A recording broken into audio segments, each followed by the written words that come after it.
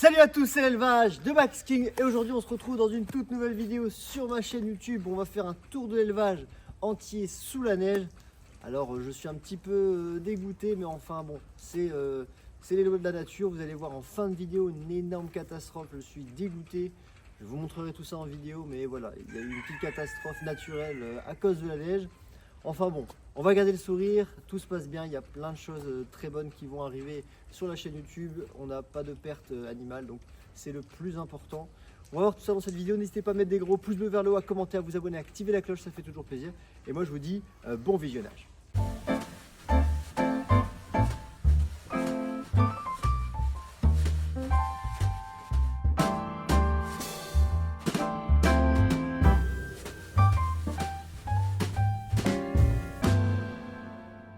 On va commencer ce tour de l'élevage par le showroom des poules qui est, comme vous pouvez le voir, inhabité depuis maintenant 3 mois. On a essayé de couper les arbres, mais malheureusement il y a 2 branches qui sont venues s'écraser contre les grilles, et malgré que ça soit quand même des grilles très rigides et très costauds, on en a cassé 2, donc malheureusement il va falloir réparer tout ça. Ce n'est que matériel, ce n'est pas très grave, mais bon, c'est vrai que c'est un petit peu embêtant. L'année prochaine on n'aura plus l'arbre qui est là et l'arbre qui est là, donc ce seront des choses qui n'arriveront plus. Comme vous pouvez le voir, la neige commence tout doucement à fondre, donc c'est pour ça qu'on va pas trop tarder à faire tout le tour de l'élevage. Ici, au moment où on tourne, on est le 9 janvier 2025, et donc la première neige de l'année est apparue hier soir. Elle n'a pas arrêté toute la nuit, et donc on va faire le tour entier de l'élevage. Comme vous pouvez le voir, il n'y a plus rien dans les parcs, les poules reviendront dans les parcs en pleine saison, courant mars-avril, selon la température que nous allons avoir, parce que c'est sûr que c'est toujours mieux d'avoir des belles poules en extérieur avec de l'herbe. Il y a quelques parcs qu'on va devoir refaire complètement avec un petit peu d'herbe qu'on va remettre en rouleau de plaquage, parce qu'il y a des endroits où il y avait l'herbe, du coup il n'y avait pas de soleil, du coup il n'y avait pas d'herbe, donc c'était un peu compliqué. Cette fois-ci on va tout refaire au propre pour être au mieux possible. Et donc ici on arrive dans le grand parc des wallabies. Alors c'est le parc où il y avait également les guanacos, mais pour des raisons où les guanacos seront mieux rentrés à l'intérieur et surtout pour tenir l'herbe. Bon là on voit bien, mais on voit pas parce qu'il y a de la neige, mais habituellement il y a de l'herbe en dessous. Si je l'avais laissé les guanacos, il y aurait plus eu d'herbe.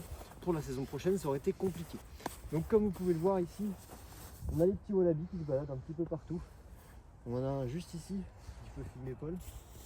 C'est juste magnifique d'avoir des wallabies qui se baladent sous la neige. On va avancer tout doucement, mais ici on se retrouve avec la volière des Gauloises qui est quasiment terminée. On n'aura plus que des perchoirs à faire. On a du coup remis à niveau l'ancien bassin. Maintenant c'est tout un beau parcours herbeux. On a fait, grâce à mon ami Gaspard, un grand poulailler qui fait 2 mètres sur 1 mètre 50. Et on aura du coup les Gauloises qui vont arriver d'ici peu. Pardon, suivez-moi. Et ici on a du coup les wallabies albinos. Comme vous pouvez le voir, le mâle sous la neige, le mâle blanc sous la neige blanche, c'est juste magnifique, ça donne un rendu sublime.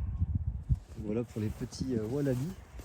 On va continuer la visite. Que dire de plus, les wallabies se portent très bien, ils ont du foin à volonté, du granulé, lapin à volonté. Dans ces périodes assez froides, ils restent souvent à l'intérieur du bâtiment, au chaud avec de la paille et du foin. Ici on arrive au parc des Orpington Pond, dans lequel on a mon parquet reproducteur. On a 4 coqs et 8 poules. Donc il y a quelques poules qui vont bientôt arriver, histoire d'avoir un bon parquet reproducteur. On vend des œufs fécondés ici dans l'élevage. Donc là avec le temps il n'y a plus d'œufs du tout, mais à mon avis quand il fera un petit peu meilleur, elles se remettront à pondre, les petites poulettes. Donc voilà un petit peu pour le parc des Orpington Pond.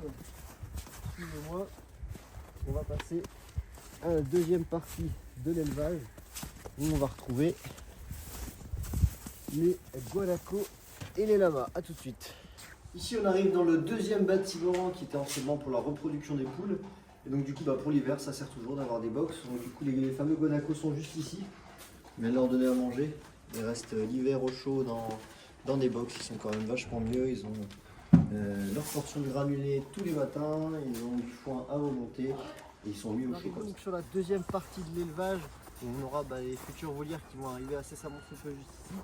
Je vais filmer la petite Béatrice, la femme de Teddy, d'une panne panachée, qui sont ici en liberté avec Teddy dans l'élevage. Et donc ici, ce sera donc, toutes les grandes volières, comme vous pouvez le voir, c'est magnifique avec la neige, ça vraiment super bien. En plus du tour de l'élevage, vous allez voir des nouveaux arrivants. On a pu récupérer des femelles Siam pour mon petit loukoum qui a 14 ans, qui est le doyen de l'élevage. Si on peut s'arrêter 5 minutes et zoomer sur les Siam. Donc comme vous pouvez voir tout à droite, on a mon petit loukoum qui a 14 ans. Et ça faisait bientôt 2 ans qu'il était célibataire. Et donc tout à gauche, on peut zoomer sur les nouveaux arrivants. Donc on a un mâle et 2 femelles. Ce qui fait qu'on va pouvoir faire 2 couples de Siam en reproduction pour l'année prochaine. Et on peut filmer mon petit loukoum à droite, qui du coup est très content de ne plus être seul. Donc au moment où on tourne, c'est avant de faire la vidéo unboxing des canards d'ornement. Donc normalement à partir du moment où vous regardez cette vidéo, toutes les oies, donc courroux et tête barrée, seront dans les temps. Ils auront eu le rappel des vermifuges et ils seront partis dans les temps. Continuons ce petit tour. On a du coup ici avec les oies un couple des couples reproducteurs de tête barrée qui ont 5 ans, un couple reproducteur de bernache à courroux qui ont 5 ans, tous les deux ayant déjà reproduit. On a également un couple de 3 ans de doigts des neiges qui va être dans un parc séparé. Ici la pâture va être séparée en deux. On va pouvoir avoir une partie qui sera attelée à la partie reproduction avec l'étang. Donc ils auront toute une belle pâture d'herbe et ensuite tout l'étang pour eux se rafraîchir dans l'eau. Comme ça ils auront un vrai beau parc pour la reproduction en espérant que tout se passe bien pour la reproduction. Ici on va arriver du coup aux chèvres et à la femelle lama Colline qui devrait mettre bas dans 11 mois toujours. Elle a été saillie normalement si tout s'est bien passé il y a un peu plus d'un mois, sachant que la gestation c'est entre 11 et 12 mois. On attendra un petit du coup l'année prochaine courant octobre-novembre. On arrive du coup sur la partie du sol, on va rentrer. Hop, comme pour les autres, on les a enfermés à l'intérieur parce que bon, ils sont quand même mieux à l'intérieur et au moins l'herbe elle peut plus ou moins survivre, on va appeler ça, parce que l'hiver c'est un peu compliqué d'avoir de l'herbe belle partout. Alors suivez-moi, on va arriver. Et on a aussi une partie reproduction chez les brabanteurs. Donc on a 5 petits poules, 2 coqs dans l'élevage chez les brabanteurs. Hop, suivez-moi. Donc comme vous pouvez le voir ici, on a des brabanteurs argentés pointés noirs.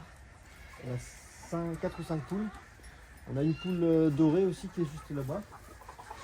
Et donc comme vous pouvez le voir, on a la petite colline avec les petites chèvres, donc Mercedes noire et blanche, le petit Benz juste ici et la petite Magali, la doyenne des chèvres.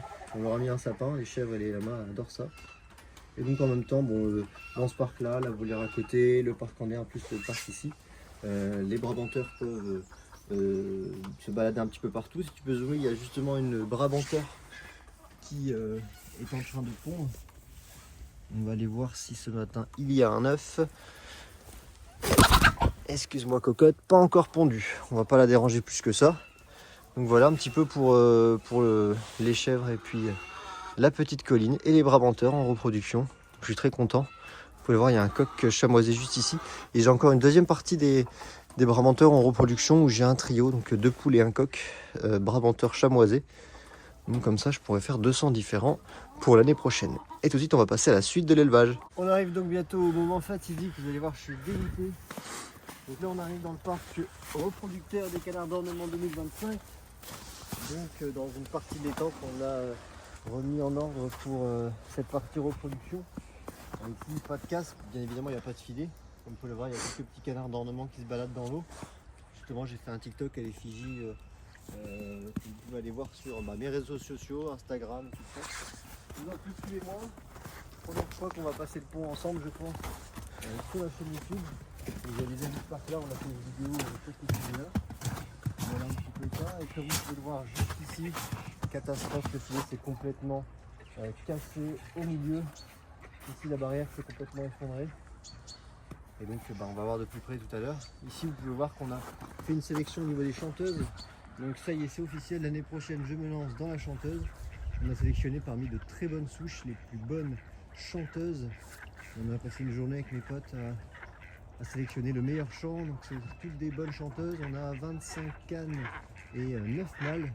Donc voilà, il va reproduire ici l'année prochaine. On a également un couple d'Oie-Cendré reproducteur qu'on peut voir là-bas sur les berges, si on arrive à zoomer dessus. Et donc voilà un petit peu la partie reproduction pour les cols verts. Et on aura aussi également les talendes de belon qui reproduiront dans ce parc. Et tout de suite, on va se retrouver devant la volière pour vous montrer la catastrophe. Comme vous pouvez le voir, je suis dégoûté, dépité, il n'y a pas de mots. La neige a pris beaucoup de poids en haut. Et donc il y a eu un trou qui s'est fait. Ça a complètement disloqué le point droit de la porte. Tout est penché. Le filet s'est complètement affaissé. J'avais un bel arbre, un beau petit sol en plein milieu qui s'est cassé, bien évidemment. Bon, le plus important, c'est qu'il n'y a pas de perte tant qu'elle a. Allez-y, suivez-moi, vous allez voir un petit peu les dégâts que la neige a fait. Vous voyez, la porte, elle s'est un petit peu, elle est plus droite par rapport au loquet. On peut bien voir que ça ne tient plus. Ici, le poteau qui était droit n'est plus droit. Comme vous pouvez le voir, elle touche bientôt le poteau en fer. Hop. On va essayer de faire ça tout de suite pour ne pas avoir trop d'eau quand on passe. Et donc, comme vous pouvez le voir, le filet n'est plus à la même hauteur, il n'est plus à 5,30 m.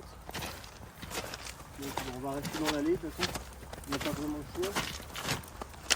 Donc comme vous pouvez voir, tout s'est affaissé. Donc pour les canards, pas de problème.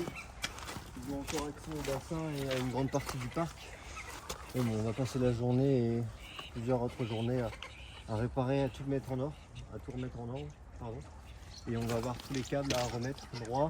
On va pouvoir devoir remettre une coupole parce que celle en plastique n'a pas tenu. Il fallait s'y attendre.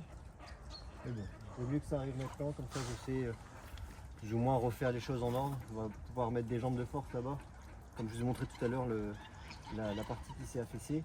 Et on va pouvoir remettre complètement tout droit, retendre chacune des cordes.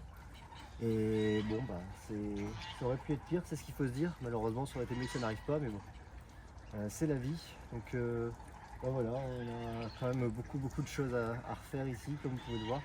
Il y a beaucoup de boulot à faire dans l'élevage, à tout remettre en ordre, que ce soit les parcs des oies là-bas, ou que ce soit les showrooms des poules ou le showroom des canards ici. C'est catastrophique, c'est compliqué de tenir le moral, mais bon, on se dit que c'est que temporaire et que ça va passer. En espérant qu'on puisse tout remettre en ordre. Avec Paul, on a quand même pas mal de boulot pour refaire tout.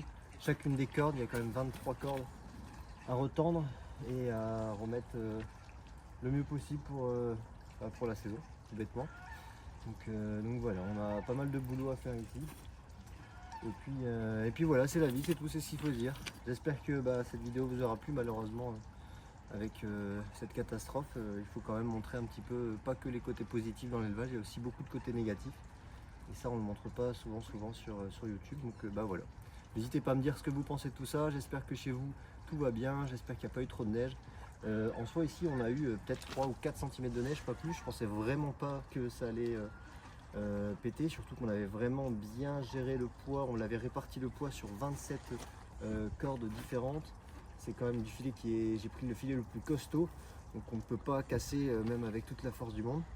Il est pas cassé à aucun endroit, sauf la roue, ça s'est complètement cassé. Donc bon, c'est la vie, on a beaucoup de boulot à faire. Mais bon, j'espère que chez vous tout va bien. Le plus important, c'est qu'il n'y ait pas de perte animale. Et si c'est que matériel, ce n'est pas grave, tout peut se refaire, se reconstruire, se racheter, c'est pas un problème. Voilà, donc j'espère que la vidéo vous aura plu. N'hésitez pas à mettre des gros pouces bleus vers le haut, à commenter, à vous abonner, à activer la cloche, ça fait toujours plaisir. Et moi je vous dis à dimanche prochain à 10 h pour une toute nouvelle vidéo. Allez, salut, c'était l'élevage de Max King.